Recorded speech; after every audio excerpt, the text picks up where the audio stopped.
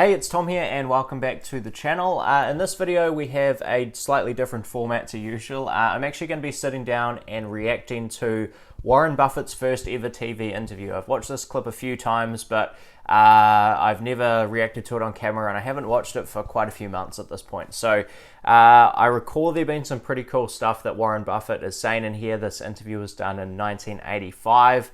And from memory, a lot of sort of the things and the core messages and bits of advice that he was saying at that time were pretty relevant still today. So let's get into it, and I hope you enjoy. Let me know if you get any cool takeaways from this interview down in the comments below as well. But for now, let's get straight into reacting to Warren Buffett's first ever TV interview. Others with a more secular approach who have also been very successful. Let's take Warren Buffett of Omaha, Nebraska. If you had put $10,000 in 1965 into his company, Berkshire Hathaway, you would have $1 million today. Warren was a chapter in my And it's also doubled several times since 1985, so that number today would be much, much higher. 1972 book, Super Money, so I've known him a long time. He learned his trade with Ben Graham, the original dean of security analysis at Columbia University. I don't think Warren has ever been on television until this interview, and he has certainly never courted publicity, but recently he got a lot of it when he emerged as the key figure in the takeover of ABC by Capital Cities. Warren will be the largest shareholder of the new company, and his own net worth is now far in excess of $500 million. And I believe he recently just hit about 100 billion, so he's up about 200x since 1985, which is pretty crazy. But when I spoke with him last fall in his office in Omaha, he very characteristically made his investment style seem so perfectly simple. The first rule in investment is don't lose. And the second rule in investment is don't forget the first rule, and that's all the rules there are. I mean, if you buy things for far below what they're worth, and you buy a group of them, you basically don't lose money. Warren, what do you consider? Okay, so if you're a Phil Town follower, you'll know you've probably heard that quote a million times. Rule number one, don't lose money. Rule number two, don't forget rule number one. Basically, this goes back to a couple of core concepts. So margin of safety, trying to buy something for less than it's worth, giving you some sort of protection from downside, but also creating some sort of built-in upside as well. If you can buy $1 for 50 cents and it goes back to $1, you've got a double. And the likelihood of that going down to 20 cents on the dollar, if you've done your analysis correctly, is relatively slim, particularly if you buy a basket of those types of opportunities like Warren Buffett mentioned. So very cool to hear him say that in this interview. The other thing with that is simply just the maths of compounding. If you can compound at a good rate over a long period of time, and you have, say, like a 50% drawdown, a 50% hit kind of in the middle of that compounding, that can actually pull you back quite a lot. So if you're down 50%, you have to go back up 100% in order to kind of get back to where you started. So rule number one, don't lose money, definitely still important today. Consider the most important quality for an investment manager.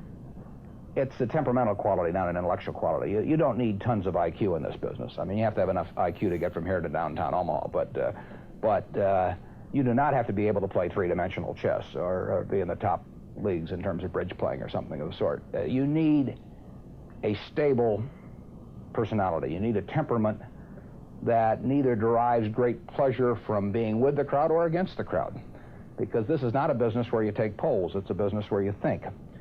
And Ben Graham would say that you're not right or wrong because 1,000 people agree with you.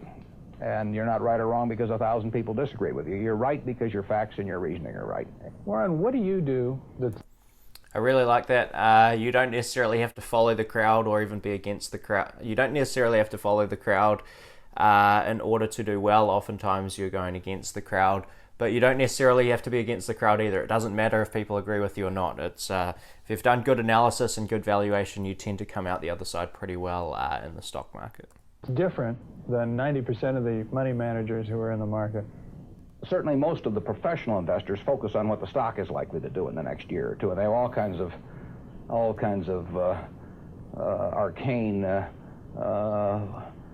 methods of approaching that. But they do not really think of themselves as owning a piece of a business. The real test of whether you're investing from a value standpoint or not is whether You care whether the stock market is open tomorrow. If you're making a good investment in a security, it shouldn't bother you if they close down the stock market for 5 years. All the ticker tells me is the price. Yeah. And I can look at the price occasionally to see whether the price is outlandishly cheap or outlandishly high. But prices don't tell me anything about a business. Business figures themselves tell me something about a business, but the price of a stock doesn't tell me anything about a business. I would rather value a stock or a business first and not even know the price, so that I'm not influenced by the price in establishing my valuation, and then look at the price later to see whether it's way out of line with what my value is. So Buffett chose to stay in.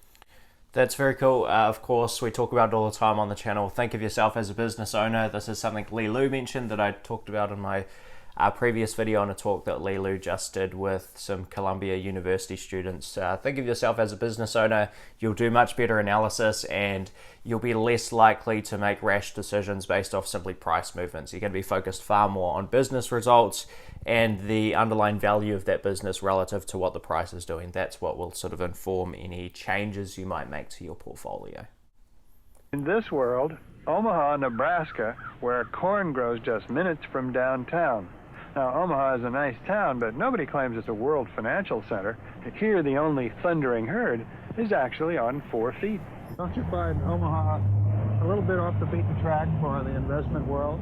Well, believe it or not, we get mail here, and we get periodicals, and we get all the facts needed to make decisions. And unlike Wall Street, you'll notice we don't have 50 people coming up and whispering in our ear that we should be doing this or that this afternoon. You appreciate the lack of stimulation here? I like the lack of stimulation. We get facts, not stimulation here.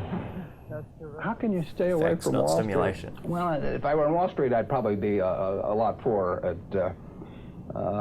You get overstimulated in Wall Street, and you hear lots of things, and you may shorten your focus, and a short focus is not conducive to long profits. And here I can just focus on what businesses are worth. And I don't need to be in Washington to figure out what the Washington Post newspaper is worth, and I don't need to be in New York to figure out what some other company is worth. It's simply an intellectual process. Well, and the less static there is in that intellectual process, really the better off you are. What is the intellectual process? The intellectual process is defining your area of competence in valuing businesses, and then within that area of competence, finding whatever sells at the cheapest price in relation to value. And there are all kinds of things I'm not competent to value, but there are a few that I am competent to value. Have you ever bought a technology company? That's a really great point. So it's really clear to me that basically all Warren Buffett does, particularly his focus at this time, all he cares about at all is trying to understand and value a handful of businesses and trying to buy the ones that are cheapest in relation to that underlying value. So I can definitely relate to that quite strongly, and I also love that he says he doesn't have to be on Wall Street and get overstimulated. I'm all the way over here in New Zealand and I'm buying some US companies, so I'm definitely not getting too much of that Wall Street jargon over here, which is cool. Company? No, I really haven't. In 30 years of investing, not one? I haven't understood any of them. So you haven't ever owned, for example, IBM? Which Never owned IBM. He did own IBM in Future. That was one of his first, I think his first big famous tech investment, and it did not do well, but luckily he's bought Apple since then, and that's been an absolute monster home run for him. So he did buy a technology stock, he did understand one eventually, although he has said that he kind of sees Apple as more of like a consumer product stock than a tech stock at the end of the day. Marvelous company. I mean, it's a sensational company, but I haven't owned IBM. And so here is this technological revolution going on, and you're not going to be a participant. Gone right past me. Is that all right with you? It's okay with me. I don't have to make money in every game. I mean, I don't know what cocoa beans are going to do. There are all kinds of things I don't know about, and that may be too bad. But why should I know all about them? I haven't worked that hard on them. In the securities business, you literally every day have thousands of the major American corporations offered to you at a price that changes daily, and you don't have to make any decisions. You have to make nothing is forced upon you. So there are no called strikes in the business. The pitcher just stands there and throws balls at you, and if you're playing real baseball and it's between the knees and the shoulders, you either swing or you get a strike call on you. If you get too many called on you, you're out. In the securities business, You sit there and they throw U.S. Steel at 25, and they throw General Motors at 68, and you don't have to swing at any of them. They may be wonderful pitches to swing at, but if you don't know enough, you don't have to swing.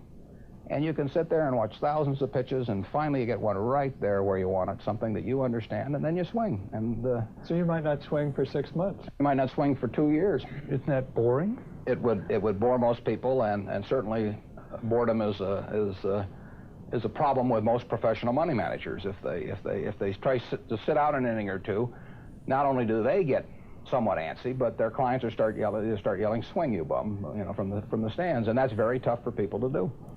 I think that is actually one of the great advantages of being an individual investor, just investing your own money, is you don't have all these people yelling "swing, you bum," over your shoulder, like they might if you're a professional money manager and they're asking, what have you done for me today? Whereas a lot of times it's really best to just own your existing positions and not touch them. There's been a little bit of work. There's a Fidelity study that showed that their best investors were either forgot they had an account or they were dead. I think that the findings of that study have maybe been refuted here and there, but I really like that concept at least. And Warren Buffett's been a great example of that. Charlie Munger's been a great example of that. Charlie Munger has owned Costco since roughly 2000, for example. He's just sat on his backside and let that business compound, and it's not mattered that he hasn't had huge tech investments or cryptocurrency investments or anything like that. He's bought Costco, a business he understands at a reasonable price, and it's compounded a huge amount since someone like Charlie Munger bought into that business. So you don't have to know about everything. You don't have to have an opinion or make a decision on anything. You just got to wait for that perfect pitch. Like Buffett and Munger always do. And I think around this time in 1985, Buffett was had probably just kind of established his Coca-Cola position, or was maybe in the process of doing that, which was a big swing that he took after not taking a swing at a company for literally years, like he's just said in this clip. So very cool. Warren, your approach seems so simple. Why doesn't everybody do it? Well, I think partly because it is so simple. That the academics, for example, focus on all kinds of variables. Partly because by academics you mean professors of right, finance? Yeah, the data's there. In business school? Sure, and the data's there. So they focus on whether if you buy stocks on Tuesday and sell them on Friday, you're better off, or if you buy them in election years and sell them in other years, you're better off, or if you buy small companies. There are all these variables because the data are there, and they've learned how to manipulate data. And as a friend of mine says, to a man with a hammer, everything looks like a nail. And once you have these skills, you just are dying to utilize them in some way, but they aren't important. If I were being asked to participate in a business opportunity, would it make any difference to me whether I bought it on a Tuesday or a Saturday or an election year or something? It's not what a businessman thinks about in buying businesses. So why think about it when buying stocks? Because stocks are just pieces of businesses. Well, there you go. That is the interview from Warren Buffett. And in that final clip, again, Warren Buffett's framework is so clear in his head, and I'm hopefully getting that pretty clear in my head, and hopefully you are getting that clear in your head as well. What Warren Buffett does is think of himself as a businessman. He's treating every opportunity sort of equally when it comes across his desk in terms of trying to value it and understand it, and then he's simply picking the best opportunities available at any point in time. And sometimes that's private businesses that he buys outright, and but they become a subsidiary of Berkshire Hathaway. Sometimes the best opportunities are in public companies, and sometimes back in the 70s and 80s, maybe those opportunities were in bonds or some other asset class. He's even bought farms and real estate personally. So really interesting to see that framework from Warren Buffett, and honestly, I don't think that framework has changed at all in the decades since this interview was filmed. So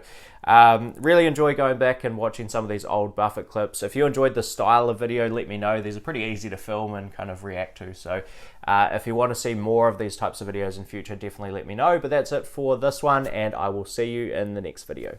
Cheers.